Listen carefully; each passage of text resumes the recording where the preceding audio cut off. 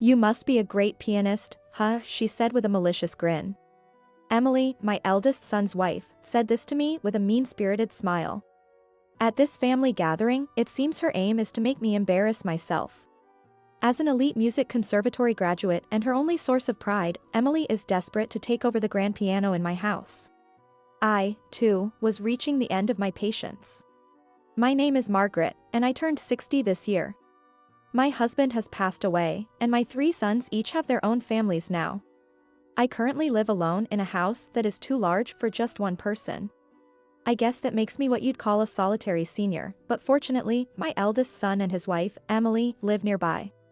It's reassuring to know that I can consult them if there's any trouble. Ideally, I should sell this large house and move to a smaller apartment or condo suitable for living alone. But there's a reason I can't move. It's the grand piano that my late husband gifted me. As long as this piano is here, I probably won't leave this house. However, this grand piano has been a source of friction. My eldest son's wife is named Emily. And she's the one causing all these problems. She's a woman who seems to flaunt her elite music conservatory background, and I found her a bit hard to deal with from the first meeting. But since she was the woman my son chose, I didn't impose my opinions. The couple had a hurried wedding, and I remember how quickly their marriage happened. However, it turned out that the pregnancy was a misunderstanding. I was utterly astounded, but my good-natured eldest son comforted her, saying, "Everyone makes mistakes. There are ulterior motives in women that men can't see." I think Emily desperately wanted to marry my eldest son, John. It might sound odd coming from a parent, but my son John really is the complete package, tall, well-off, and handsome. Plus, he has such a calm and kind personality. I believe she took advantage of his kindness, and I just couldn't bring myself to like her. It seems Emily also finds me difficult. She tries to respect me as her mother-in-law, but I can see right through her disdain. Perhaps it stems from my hobby of playing the piano. I have never played the piano in front of her. Several times, she has challenged me, saying, "I would like to hear you play," but I have always refused. I played the piano for my late husband. That was my intention then and will be forever. I didn't want to explain all this to her. Why should I sit at the piano, only to be sneered at with her condescending smirk? Every time we meet, she makes these remarks, and I'm truly fed up. Just last week, I had another unpleasant experience with Emily. Although it's reassuring to have each other's houses nearby, it's a bit of a problem since we share the same neighbors. Emily loves gossip and has a habit of spreading all sorts of rumors. At the time of her marriage, she told the neighbors that I was vehemently opposed to their wedding, which caused her so much stress that she miscarried. However, she wasn't pregnant at all, so a miscarriage was impossible. Moreover, she's trying to play the tragic heroine, casting me as the villain who stressed her out by opposing the marriage. Emily, have you been spreading lies to the neighbors? Even though it was early in their marriage, I couldn't just turn a blind eye to this. So, I confronted her about it. Emily looked a bit guilty at first, but eventually became defiant, smiling her usual sneer. "How terrible of you. I don't know where you heard such rumors, but it's awful that you believe others over me. Am I still not part of the family?" She, adept with words, turned the accusation around on me. She even put on a tearful performance. I was completely taken aback by this. To think she could lie so blatantly and shamelessly. This issue eventually reached my son John's ears, and it ended with me being gently admonished. Though I was dissatisfied, I decided to let it go, considering it happened early in their marriage. In mother-in-law and daughter-in-law issues, I always seem to be at a disadvantage. To avoid further rumors, I decided to endure it this time. And recently, a similar incident occurred. One morning, I noticed the neighbors change their expressions upon seeing me. Their reaction made me immediately suspect something had happened. Their reaction was exactly the same as before. "Good morning."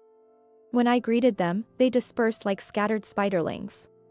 This made me feel that another strange rumor was being spread about me. When I returned home, I immediately contacted a neighbor with whom I'm close. "Sorry for calling this early in the morning," I began, explaining what happened and asking if she had heard any strange rumors about me. She hesitated but eventually revealed the new rumor. It was an absurd claim that I had shortened my husband's life. Apparently, the rumor was that I had a habit of wasting money, and my husband had to keep working past retirement, leading to his death from overwork. However, my husband had already passed away before Emily joined the family. She couldn't possibly know anything about him. After hearing my explanation, the neighbor agreed, saying, "That's true indeed." She decided to help clear up the misunderstanding among the other neighbors. I felt a bit relieved that the rumor might not spread further. But then, my anger towards Emily started boiling over. After marrying, Emily quit her job to become a full-time housewife. Apparently bored during the day, she often gathered young housewives in the neighborhood for gossip sessions. Lacking daily conversation topics, she must have casually spread these malicious rumors about me. Thinking about her using my late husband for entertainment infuriated me. After finishing breakfast, I decided to visit my eldest son's house.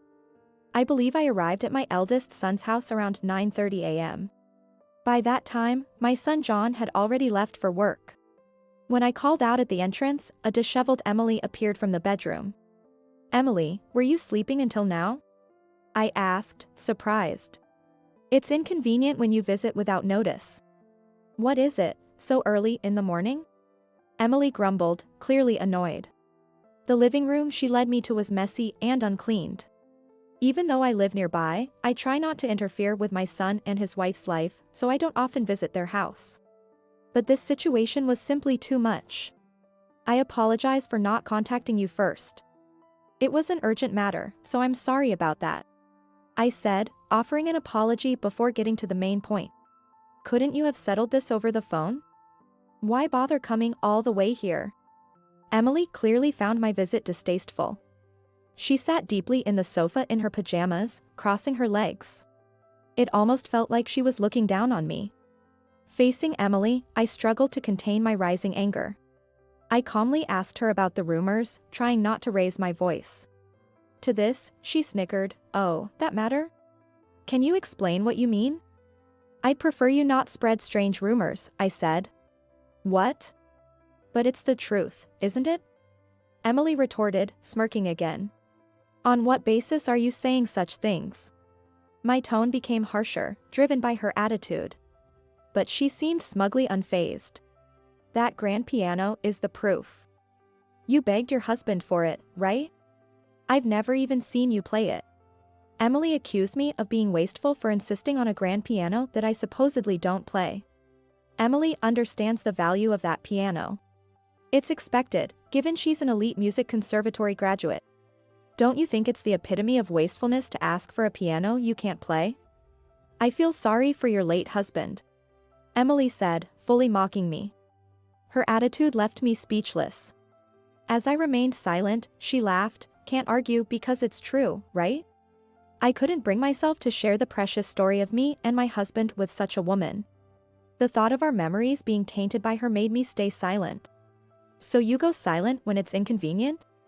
I stood up from the sofa and said, "Sorry to bother you," said to Emily. She laughed triumphantly. Her laughter pierced my back as I left the living room. Frustrated and upset, I cried when I got home. Since that rumor incident, I've kept my distance from my eldest son and his wife. Honestly, I never want to see Emily's face again. I do feel sorry for my son John. But imagining him caught between his wife Emily and me in mother-in-law and daughter-in-law issues, I thought it best to keep my distance. However, there are times when avoidance is impossible. Those times are traditional holidays and New Year's. This year, I'm celebrating my 60th birthday. John contacted me about having a celebration. My second and third sons and their families living out of state were also coming home. Other relatives, like my husband's sister, would also gather to celebrate my 60th birthday. I was truly happy to see my sons, daughters-in-law, and grandchildren, who I don't get to see often. For this day, I decided to turn a blind eye to Emily. I convinced myself of this. From the day before my 60th birthday celebration, my grandchildren from out of state started to arrive, filling the house with excitement. Usually alone, the sudden increase in people was overwhelming. My grandchildren were all energetic, running around the house. Among them, my second son's daughter quietly observed my piano. "Do you like the piano?" I asked her, and she nodded. I remembered being consulted by my daughter-in-law, the wife of my second son, about her extreme shyness and reserved nature. She seems to be worried because she has trouble making friends even in kindergarten. How about playing it? I suggested. My granddaughter's face lit up at my words. When I opened the lid of the keyboard, she hesitantly reached out her hand. As I seated her at the piano, she asked in a small voice, "Can I play?" "Of course, go ahead," I encouraged her. My granddaughter pressed a key with her little finger. A beautiful sound echoed. She seemed surprised by the spread of the sound. Repeatedly placing her fingers on the keys, she closed her eyes to savor the sound and its resonance. Watching her profile, I thought to myself that I could pass on the piano to this girl. Hearing the piano, my daughter-in-law, the wife of my second son, peeked in, saying, "Sorry to interrupt." Surprised by the sudden appearance of her mother, my granddaughter returned from her world of music. It seems she likes the piano. Is she taking piano lessons? When I asked my daughter-in-law, she replied that they hadn't started piano lessons yet. She mentioned they couldn't afford it due to financial constraints.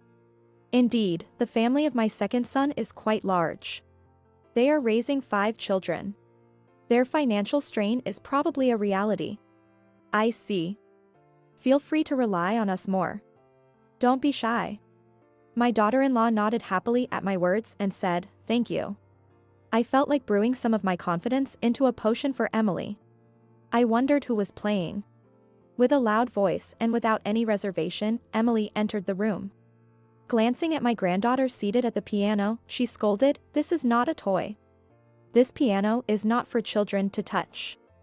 You don't understand its value. How dare you play without being able to?" Emily tried to push my granddaughter aside by the shoulder. My granddaughter seemed to think she had been scolded and got off the chair with a frightened look. Then, she immediately hid behind her mother, my second son's wife. "This piano is only for music elites like me to touch. It's not a toy for children or the elderly." The last comment was clearly a dig at me. My daughter-in-law quietly took my granddaughter out to the garden. Watching them leave with crossed arms, Emily moved to sit on the now empty chair in front of the piano. I instinctively closed the keyboard lid. I just couldn't bear to let her touch my precious piano. It was a sudden action, but Emily glared at me. "This piano holds precious memories with my husband. I don't want someone who would push a child aside to play it." "Sorry." Facing the glaring Emily, I smiled gently. She clicked her tongue. She must have felt my strong intention not to let her play. "Let me say this, it's a waste for you to have this piano. Don't you think it's more suitable for someone like me? I can take it off your hands." Her eyes weren't smiling as she said this. I realized Emily was serious. The following night, all my relatives gathered for my 60th birthday celebration. It had been a long time since everyone, except for my eldest son and his wife, returned home. My sons and their wives celebrated my 60th birthday grandly. Being celebrated by everyone was more delightful than I had imagined. The celebration was lively, especially after receiving a song as a gift from my grandchildren. After the children's song ended and everyone applauded, Emily suddenly raised her voice. "Let's have her play the piano." Although Emily tried to seem like she just thought of it, I could tell she was waiting for a chance to embarrass me. Hearing Emily's words, my sons also exclaimed, "We've never heard her play either." I only ever played the piano when I was alone with my husband. None of my sons had heard me perform. "With such a wonderful piano, I'm sure you can play beautifully," Emily said with her usual smirking smile. "I'm afraid my playing would only spoil your ears. It's too embarrassing to perform at such a celebratory occasion." I tried to deflect with modesty, but Emily's attacks didn't stop. "Oh. You have such an expensive piano even though you can't play? Then I guess it's true what they say about wasteful spending. The rumors must be true," she jeered. Even my eldest son, usually patient, sharply said, "Hey," at her behavior. But Emily wasn't someone to be stopped by mere words. John, looking troubled, glanced at me. I guess I have no choice. Today is special, after all. Unable to bear seeing my son troubled any longer, I walked towards the piano. With light, quick footsteps, my piano-loving granddaughter, Emma, rushed to my side and clung close to me. Her face was alight with excitement, clearly looking forward to hearing me play. Her cheeks were slightly flushed with excitement. I'm looking forward to it. I bet you can only play easy ones. Emily mocked as I opened the keyboard lid and sat down. The other daughters-in-law frowned at her attitude. Emily isn't very popular among the daughters-in-law. It's not surprising, given how she often uses her status as the eldest son's wife to boss around the others. The keys, untouched for so long, felt cold and comforting. I had been keeping the piano well-tuned, ready to be played at any time. I flexed my wrists a bit before letting my fingers glide over the keys. The first piece I played was Chopin's Ballade No. 4 in F minor, Op. 52. It's a challenging composition that begins gently and soon requires tremendous technical skill. Emily, realizing what I was playing, froze with a shocked expression. Playing the piano after so long made all the unpleasantness seem insignificant. I played several technically demanding pieces that my husband had loved, ending with a jazz arrangement of a song from my grandchildren's favorite anime. When I finished, the relatives burst into applause, praising me. Emma hugged my knees, excitedly exclaiming, "Amazing! Amazing!" The only one with a dissatisfied expression was Emily. I smiled at her. Mom really was a pianist. I thought Dad was joking. My eldest son said, a bit excited. I had kept my past as a pianist a secret from my sons, especially my eldest. After graduating from a music conservatory in Vienna and beginning my career as a pianist, I met my husband and had my eldest son. Faced with the choice between the piano and my husband, my mother-in-law pressured me, and after much deliberation, I chose my husband and my eldest son. To ensure my eldest son never felt burdened by this decision, my husband and I kept the whole truth hidden. After I declared I would never touch the piano again, my husband, wanting me to play just for him, bought this piano for me. Later, I learned that my mother-in-law had also played a role in the purchase of the piano. As compensation for taking away my dream, she and my husband had worked together to find and buy this piano for me. To me, this piano represents the bond with my husband and the love from my mother-in-law. I had no intention of giving it away to someone who only saw its monetary value. By the way, I've never heard Emily play either. Mom, would you mind if Emily played a piece? My eldest son asked me. Emily graduated from an elite music conservatory, right? Have you really never heard her play? I was a bit surprised by my eldest son's words. Come to think of it, there is no piano in my eldest son's household. This struck me as somewhat unnatural. Emily, could you play something for us? I'd like to hear it too, I said as I stood up, offering her the seat at the piano. However, Emily didn't move to sit down. Just the other day, she was eager to sit there, but now she was backing away as if scared. Her face had turned pale. I'm not feeling well today, so... She tried to excuse herself and escape the situation. Are you feeling unwell? You were eating and drinking just fine earlier. Is there a reason you can't play the piano? I pressed her, half in disbelief. Emily mumbled some excuses. I can't believe it, but it's not like your elite music conservatory graduation was also a lie, right? At my words, Emily visibly flinched. You're just saying that? Are you lying about everything but the pregnancy? I raised my voice in surprise. Emily's face went paler, and she looked like she might collapse. You mean to say, even your music conservatory graduation was a lie? My eldest son also questioned her in shock. Emily was silent, lost for words. The youngest, a 3-year-old grandchild, toddled over and pulled the flyer out of Emily's back pocket.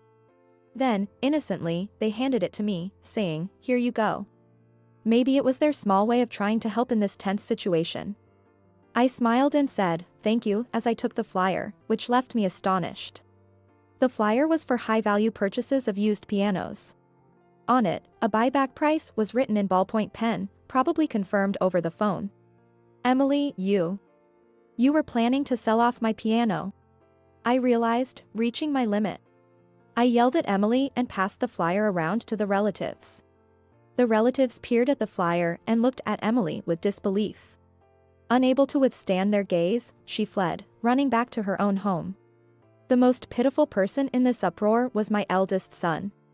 His wife, whom he had believed in, was proven to be a big liar. I couldn't find the words to console him. Afterwards, my eldest son and Emily divorced. Apparently, my son had reached his limit with Emily's repeated lies. Moreover, she had a habit of overspending and had amassed a considerable debt, which she kept secret from my son. She intended to pay off this debt with the money from selling my piano. Upon learning of Emily's debt repayment plan, my eldest son promptly filed for divorce. Emily, whose marriage was built on lies, is now jobless and has retreated to her parents' home. I hear debt collectors visit her family's house daily. Afterwards, I decided to open a small piano school. A few children from the neighborhood are attending my piano classes. The piano, played by these children, seems to be producing joyous sounds. My granddaughter has also started attending my piano classes. Moved by my performance, my second son's wife was greatly impressed and decided to enroll her child in piano lessons. I am providing financial assistance for the piano school's tuition. The previously quiet house is now filled with the voices of children, making it much livelier. I think my husband would be pleased too.